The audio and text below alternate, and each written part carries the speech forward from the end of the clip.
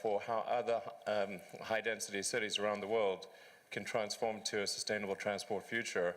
So I think that's very exciting. So we plan to work closely with the Hong Kong government and to take lessons learned and see what we can do to then propagate that to cities around the world.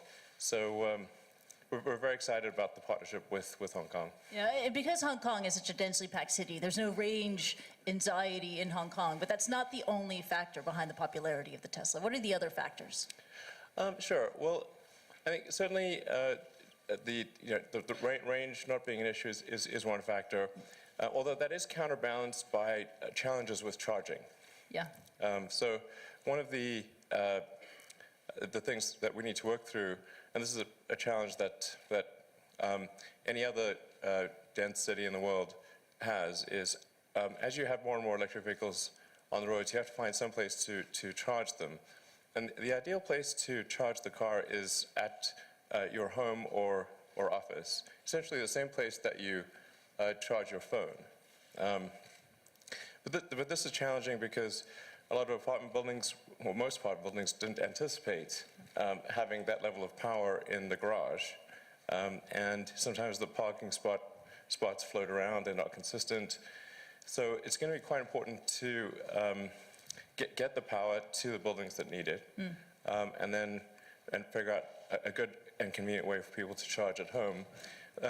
We are deploying a lot of superchargers, and of course that's going to be important, but those are really meant for when you have an unusually long trip, you've been away from your home or office for a while, or you need to top up and you're out and about. But by far the most convenient is home or office charging, and that's the thing that we're really working closely with the Hong Kong government on. Yeah, we were talking about this earlier, about the impact of falling oil prices, because high oil prices was a major selling point for getting into hybrids or electric vehicles. Love the product when you bought it. There are very few things that fit into that category, and if you can come up with something like that, your business will be successful for sure. Let's talk about China. China is the world's largest auto market. China is also, it's a growing electric vehicle market too. It's soon to be the world's largest there.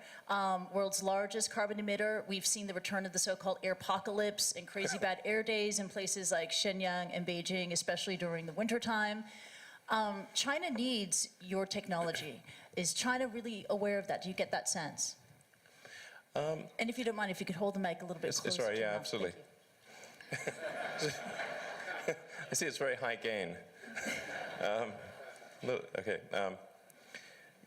Yes, China is definitely aware of Tesla. I've had a number of high-level meetings with the Chinese government, and in fact, the Minister of Finance recently mentioned Tesla in a speech that he gave. Oh wow! As a good example. Yeah. Actually, he likes what we're doing. Which is a good thing. Yeah, absolutely. And then last year we, in an effort to help the rest of industry and just sort of kind of be a good neighbor, we open sourced all of our patents. So any company in China or elsewhere can use our patents to create electric vehicles. Oh wow. Wow.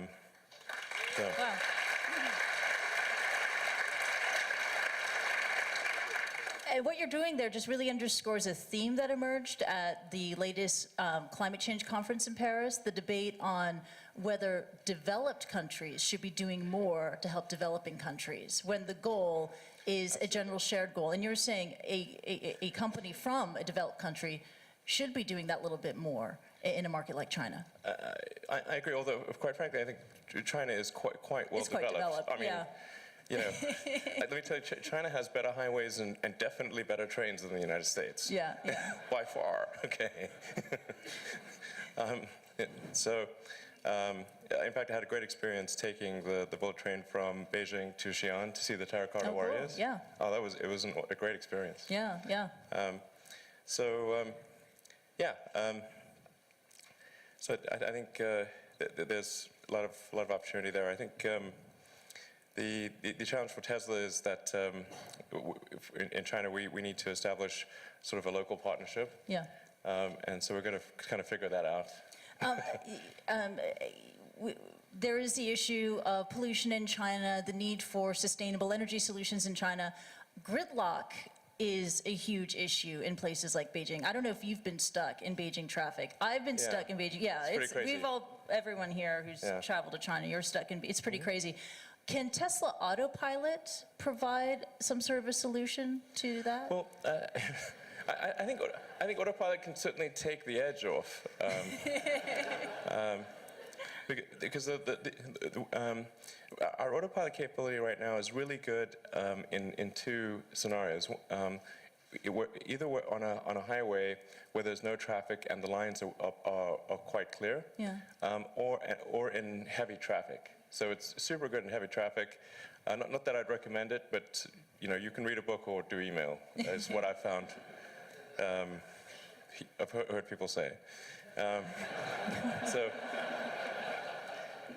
it can really take the edge off the traffic, but I'm actually quite a big fan of tunnels. Tunnels are so underappreciated. Please elaborate.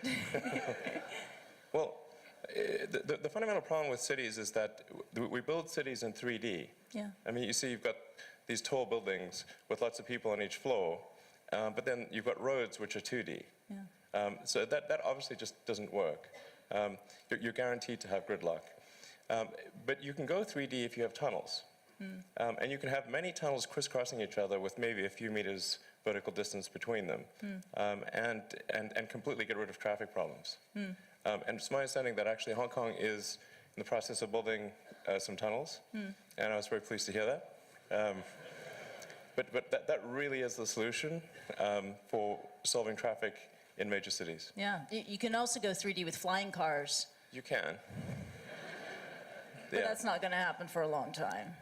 Well, I mean, flying cars sound cool, but then they do make a lot of wind, and they're kind of noisy, and you've thought this out. The probability of something falling on your head is much higher. Yeah. Gotcha. We talked about charging stations and the challenge for rolling out more charging stations in Hong Kong. The challenge is exponentially greater in China, especially in the rural areas to connect the big cities. What are your plans on that? So we actually have a supercharging network throughout China. You can go, at this point, almost anywhere in China using the Tesla supercharger network. And then we've got, there's a whole bunch of third-party affiliate destination chargers. And we've actually had people drive all the way from Beijing to Tibet. Yeah. So it's, wow. Yeah, in a Model S. Wow, that's incredible. Yeah. Have you driven a Tesla in rural China? No. No, okay. Other people have. The Model 3. What can you tell us about the Model 3, what it's going to look like? And I know that you've mentioned to me about, sorry. No, sorry. I can't tell you what it's going to look like. Okay, but, okay. But I mean, I can tell you just generally some characteristics about it, which is it's meant to be a slightly smaller version, it's a sort of a smaller version of the Model S. And it won't have quite as many bells and whistles, but it'll be at a much lower price point. Yep. So the intent is to roughly cut the price in half for a smaller vehicle, and I think really that's going to be probably the most profound car that we make, because that'll be I think a very compelling car at an affordable price. Yeah, this is with the Model 3, the electric vehicle could go fully mainstream. Yeah. Other car manufacturers, we have GM in mind with the Bolt doing the same thing, and you welcome your rivals doing this. Right.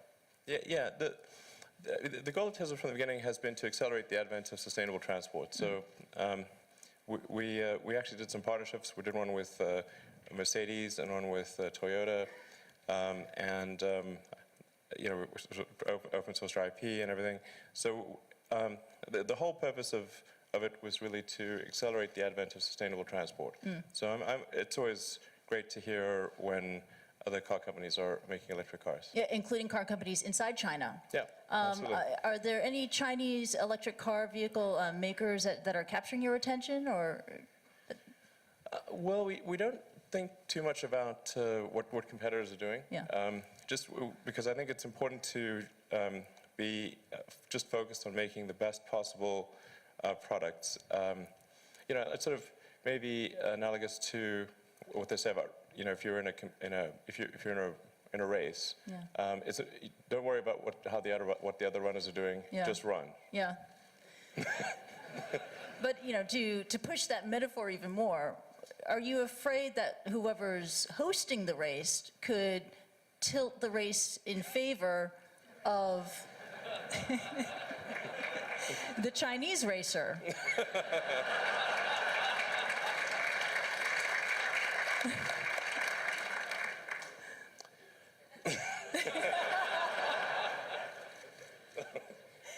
I'm trying to figure out if there's any way to answer that question and not lose.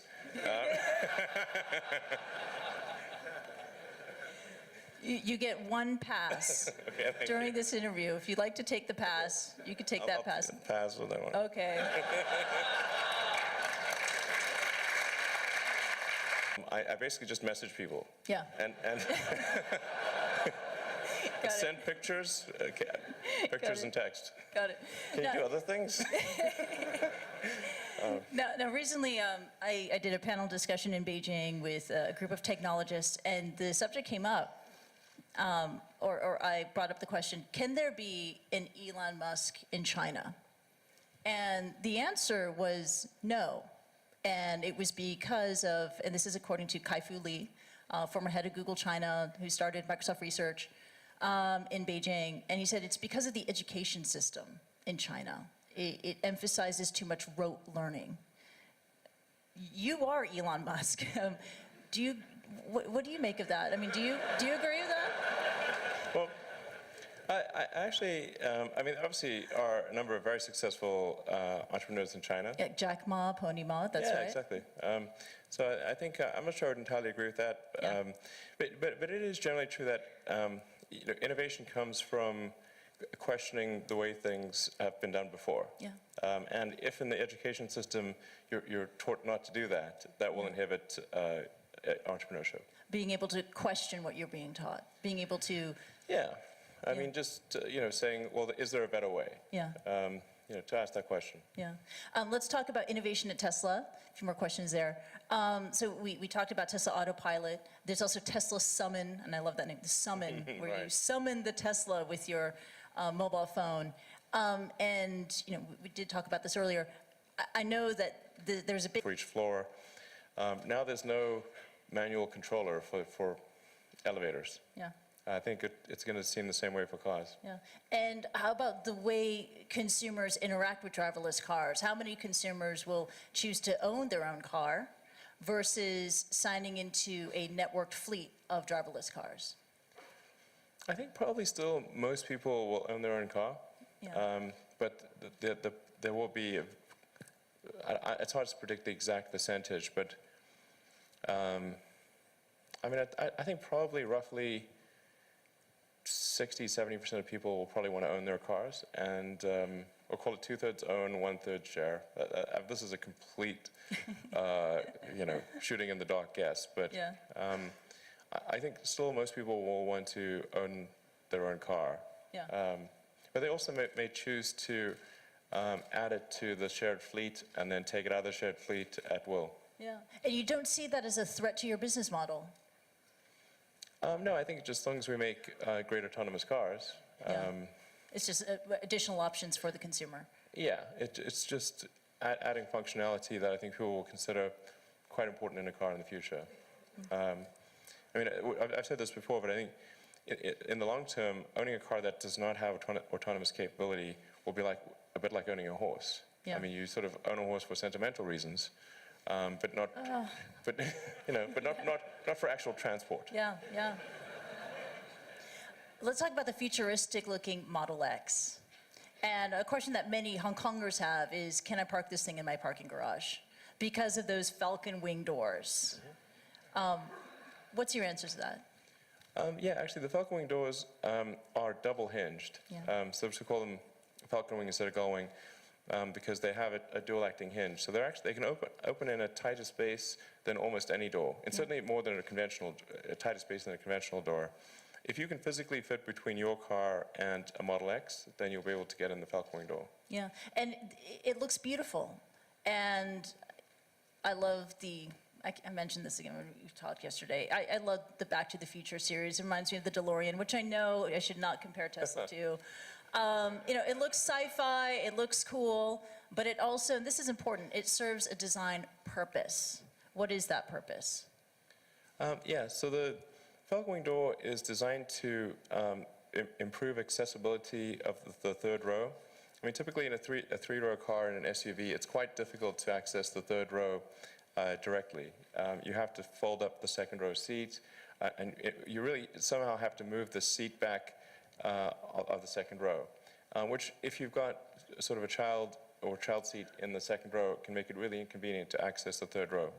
So by having the Falcon Wing door, we have a much bigger opening that allows you to directly step to the third row quite conveniently, even if there are baby seats in the second row. And then if you're a mother, putting your child in the child seat in the second row is very easy because you have such a big opening. Yeah. And you can step into the car and put the child into the child seat instead of cantilevering your child over sort of through a hole over the baby seat, sort of armrests. So it's meant to improve accessibility, and there are really only two ways to achieve that level of accessibility. One is the sliding door of a minivan, and the other is to have something like a Falcon Wing door. And the reason we didn't go for a sliding door for like a minivan is that it fundamentally constrains the aesthetics of the exterior of the car. And you have to have 3 support rails, which also negatively affect the aesthetics. That's why all minivans pretty much look the same. And we want to have something that had that level of accessibility and actually has greater accessibility than a minivan door, but also looks good. This is classic user-centered design. And can I just say thank you for designing for moms? Absolutely. And thank you for designing for parents. Yeah. It's pretty cool. Absolutely. Yeah, I think parents will really enjoy the Model X. Yeah. And we're also taking good feedback from customers. For example, one of the things that was asked of some of our Hong Kong customers that have ordered the Model X is to have a partial open function of the Falcon Wing door. So if it's really heavy rain. Oh, yeah. So it's like an umbrella or. Yeah. So you'd want sort of maybe a 50-60% open level. So you have a good shield from the rain. Yeah. I think people will be pleased to know that it actually is already in the works. Oh, very good. Yeah. Very cool. Just a software update. And something that is also potentially in the works, but only for a select few, a submersible Tesla. Yeah, that'll be not anytime soon, but yeah, that's just sort of to be a fun side project to have a submersible Tesla. But I think the market for submarine cars is quite small. So. But you don't have to use the Cross Harbor Tunnel in Hong Kong. You could just go through the Victoria Harbor. That's true. That'd be pretty epic. You could just drive right off the ramp, right off the edge of the the pier. Be James Bond every day on your commute. Absolutely. Yeah. A Tesla truck, could that ever happen? Yeah, I think it's quite likely we'll do a truck in the future. Yeah? Yeah? Any more details in that? No, I think it's sort of a logical thing for us to do in the future. Okay. Now, with Tesla, your goal has been to make a better car. And you've done that with an electric vehicle that people covet, that has quite a cult following, that's upgradable. But you also want to achieve, and your turn of phrase is very nice, or try to achieve this platonic ideal of a car, right? To reach perfection. So what does the perfect car look like? Well, I mean, I do use that phrase with our engineering design team, that aspirationally, we're in pursuit of the platonic ideal of the perfect car. Yeah. Who knows what that looks like actually, but you want to try to make every element of the car as flawless as possible. Now there will always be, some degree of imperfection, but try to minimize that and create a car that is just delightful in every way. And I think if you do that, then the rest kind of takes care of itself. Okay. You're also the chairman of Solar City, building out a network of solar panels and solar systems. And I can see why solar can make sense in a place like California, where it's sunny all the time, homes are big, a lot of roof space, you can lay out all the solar panels. But in a place like Hong Kong, densely packed, vertical cities, how can solar make sense here? Yeah, I think it's true that in dense cities, rooftop solar is not going to solve the energy need. Yeah. But what you can do is have ground mount solar power, let's say near Hong Kong, tapping into the existing power lines that are coming in. So you can supply Hong Kong with solar power. We just need to be coming from a land area that's not too far away. And I mean, it's worth noting, certainly, China has actually an enormous land area, much of which is hardly occupied at all. Given that the Chinese population is so concentrated along the coast, once you go inland, the population in some cases is remarkably tiny. So you could easily power all of China with solar. All of China with solar? Easily, yeah. Yeah, no, easy. The world's most populous country? Yep, definitely. Wow. Yeah.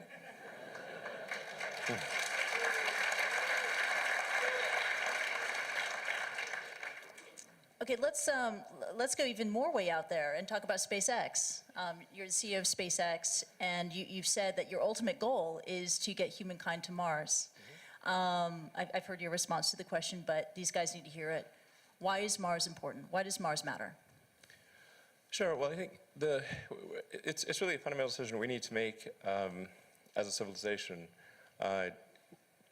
What kind of future do we want? Do we want a future where we are forever confined to one planet until some eventual extinction event, however far in the future that might occur?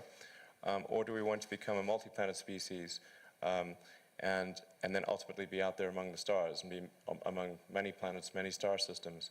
And I think the latter is a far more exciting and inspiring future than the former. And Mars is the next natural step. In fact, it's the only planet we really have a shot at establishing a self-sustaining city on. And I think once we do establish such a city, there will be a strong forcing function for the improvement of spaceflight technology that will then enable us to establish colonies elsewhere in the solar system and ultimately extend beyond our solar system. And so there's the defensive reason of protecting the future of humanity, ensuring that the light of consciousness is not extinguished should some calamity befall Earth. But also, and that's the defensive reason. But personally, I find what gets me more excited is the fact that this would be an incredible adventure. I mean, it'd be like the greatest adventure ever. And it would be exciting and inspiring. And there need to be things that excite and inspire people. Yeah. There have to be, reasons why you get up in the morning. It can't just be solving problems. It's got to be, something great's going to happen in the future. Yeah, we talked about this at length yesterday. It's not an exit strategy or a backup plan for humankind when Earth fails. Right. It's also to inspire people on Earth, right? And to transcend and to go beyond our mental limits of what we think we can achieve. Right. I mean, you think of sort of how incredible the Apollo program was. And just, I mean, if you ask anyone and say, name some of humanity's greatest achievements of the 20th century, the Apollo program, landing on the moon, would in many, if not most places, be number one. When will there be a manned SpaceX mission, and when will you go to Mars? Well, we're pretty close to sending crew up to the space station. That's currently scheduled for the end of next year. Yeah. So that'll be exciting with our Dragon 2 spacecraft, and then we'll have a next generation rocket and spacecraft beyond the Falcon Dragon series, and I'm hoping to describe that architecture later this year at the International Astronautical Congress, which is like the big international space event every year. So I think that'll be quite exciting. Yeah. And in terms of me going, I don't know, maybe 4 or 5 years from now, maybe going to the space station would be nice. Oh, wow. And then in terms of the first flights to Mars, and we're hoping to do that in around 2025. I'm sorry, in 2020, the year But like 2025. sort of 9 years from now, thereabouts. Oh my goodness, that's just around the corner. Well, 9 years. Are you, Feels so like a long time to me. are you doing zero gravity training? I've done the parabolic flights. Yeah, okay. Those are quite fun. But you must be reading up and doing the physical testing to get ready for this, the ultimate flight of your life. I don't think it's that hard, honestly. I mean, just float around. It's not that hard to But I float know around. you've seen The Martian. We've talked about The Martian, and it Yeah, looks like the hardest thing anyone could ever do